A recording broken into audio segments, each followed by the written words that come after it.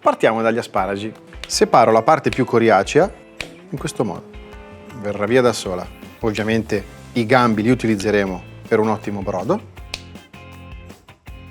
Li pelo e li taglio a rondelle di 1 centimetro.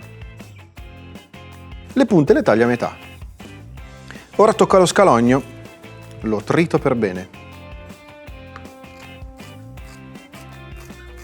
Lo verso in padella con l'olio caldo e lo lascio rosolare un minutino. Posso unire gli asparagi. Condisco con sale e pepe. Lascio cuocere circa 5 minuti a fuoco medio-alto. Le punte ben rosolate le tengo da parte, così da aggiungerle alla fine per completare l'impiattamento. Aggiungiamo cremosità con un po' di panna fresca. Profumo con foglioline di timo e scorza di limone.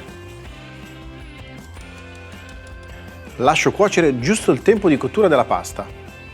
L'acqua bolle, l'ho già salata, verso le tagliatelle. La pasta è pronta, la scolo direttamente in padella. Un'ultima saltata e posso impiattare.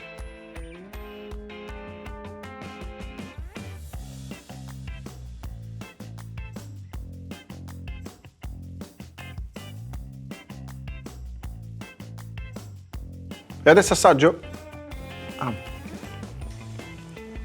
Oh, il limone ci sta benissimo.